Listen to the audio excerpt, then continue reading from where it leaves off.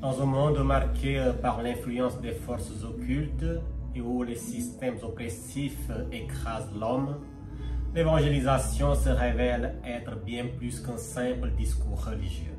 Elle est un acte de libération spirituelle, un sacerdoce courageux et une mission visant à briser les chaînes de l'oppression afin d'offrir à l'homme l'espérance d'une véritable liberté en Jésus-Christ. C'est pourquoi la Bible déclare dans le livre de Luc, le chapitre 4, le verset 18.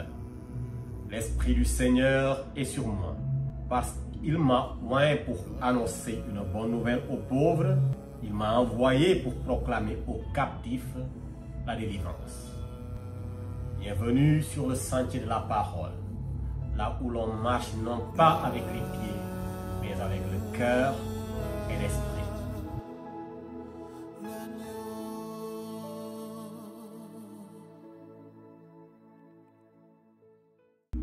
Depuis la Sierra Leone, sur le sentier de la parole vous propose cette thématique suivante.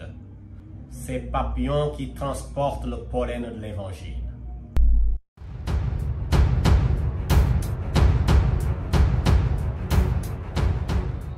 Bien-aimés, en contemplant la création de Dieu, je voudrais vous inviter à vous arrêter un instant sur un tout petit être qui est souvent négligé.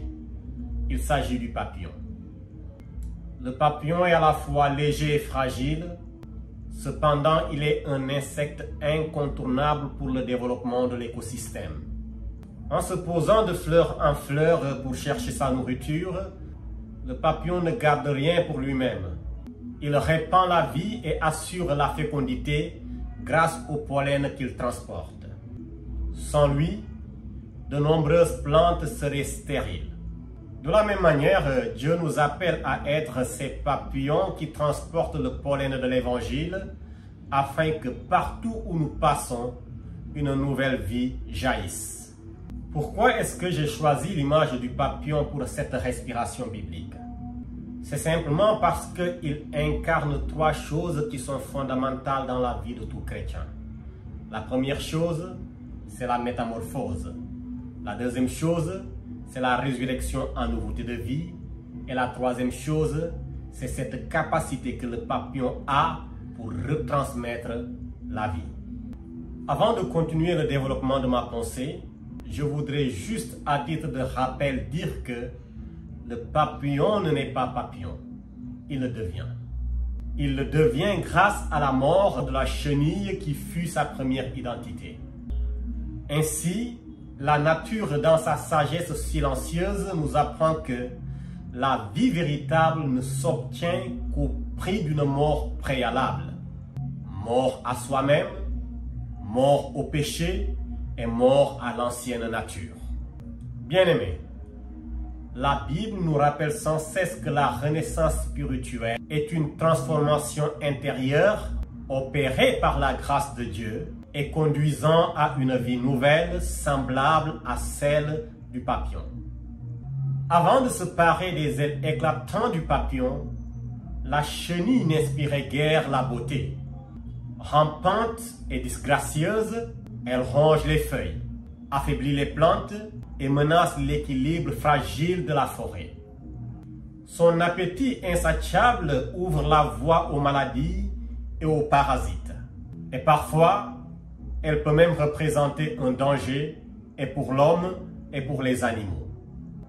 Cependant, fatigué de cette existence misérable qui le condamne à ramper ad vitam aeternam dans la poussière, la chenille, comme honteuse, rentre dans un cocon pour y subir une métamorphose. Ce cocon est le lieu du dépouillement, là où l'orgueil meurt, où l'égoïsme est neutralisé et où les désirs malsains sont anéantis. Sans ce passage dans le cocon, il n'y a point de résurrection ni de renaissance. Et donc, de ce cocon sort un être tout à fait neuf, un être qui se situe aux antipodes de la chenille. Cet être qu'est le papillon apparaît in fine comme le symbole de la beauté et de la liberté, mais surtout le symbole de celui qui donne la vie. Si la chenille incarne l'asservissement, le papillon, lui, se dresse comme son contraire absolu. Il est son contraire absolu parce que là où la chenille rampe, le papillon s'envole et expérimente des élévations assez extraordinaires. Là où la chenille inspire la répulsion, le papillon suscite l'admiration et la contemplation. Et là où la chenille détruit, le papillon féconde. Bref, le papillon n'est pas seulement symbole de beauté, mais il est aussi un messager de la vie. Car en butinant de fleur en fleur, il transporte le pollen, permettant la fécondation et la reproduction des plantes. Ainsi, il devient un agent de bénédiction et porteur de vie nouvelle.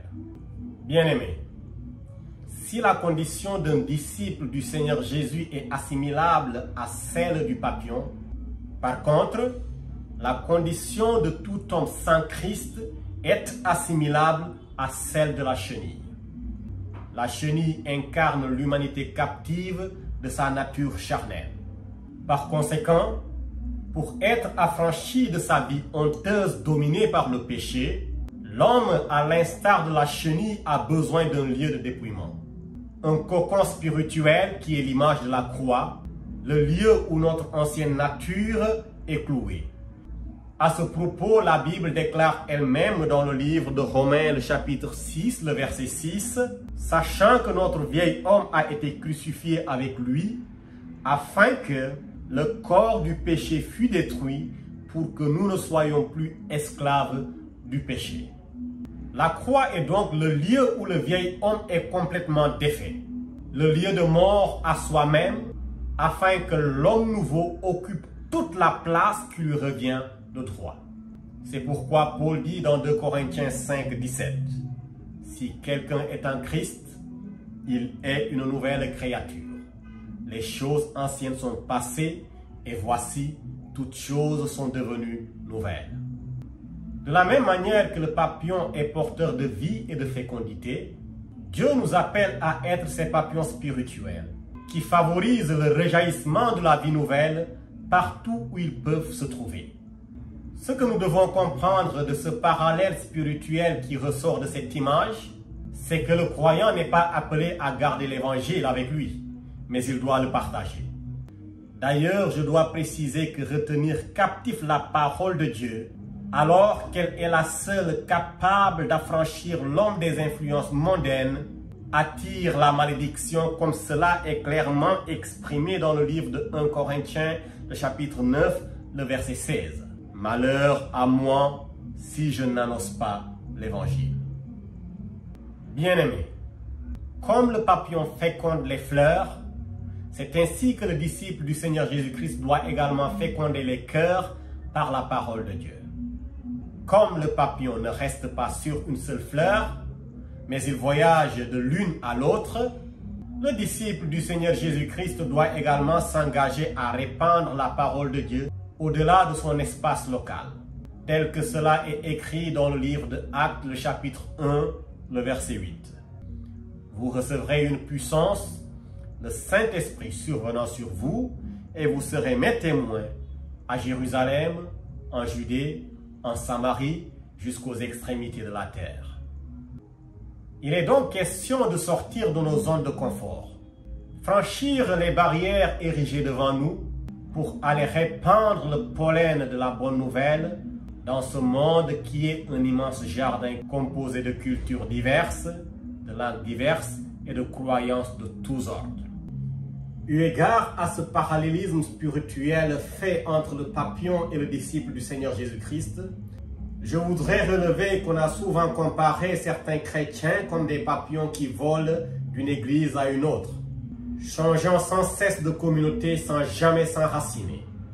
Cette image utilisée de manière critique évoque l'inconstance, l'instabilité et le refus de s'engager pleinement. Je trouve que pour ces genres de chrétiens, c'est de leur faire trop d'honneur que de leur comparer à un papillon. Car le fait qu'ils changent constamment d'église n'apporte rien au corps du Christ. Le chrétien Papillon est en réalité un disciple qui a été traversé par une métamorphose spirituelle. Et son vol n'est pas une errance, mais plutôt une mission. Ainsi, l'image du papillon nous rappelle qu'en tant que disciples du Seigneur Jésus-Christ, nous ne sommes pas appelés à fuir, mais à nous envoler de communauté en communauté pour y répandre la vie. Nous ne sommes pas appelés à errer ça et là, mais à marcher avec un but bien précis et répandre la semence de la parole de Dieu qui redonne à l'homme les couleurs vives d'une vie honorable, jadis déteinte par le diable. Nous ne sommes pas appelés à changer sans cesse de lieu parce qu'insatisfaits de ce qu'il nous offre. Mais notre mission consiste à changer chaque lieu où Dieu nous envoie. Et là où l'évangile est prêché avec fidélité, les pauvres et les captifs retrouvent la paix, la liberté et leur dignité restaurée. L'évangélisation devient ainsi donc un acte de résistance contre les systèmes d'oppression et ouvre la voie qui mène à une existence éclairée et merveilleuse. Que Dieu fasse de nous donc des papillons spirituels, porteurs de vie et de vérité, qu'il brise en nous la chaîne de la peur et de l'indolence, afin que nous nous envolions par sa grâce pour féconder les âmes en manque de pollen spirituel. Puissiez-vous être bénis au nom du Seigneur Jésus-Christ, Sauveur de l'humanité.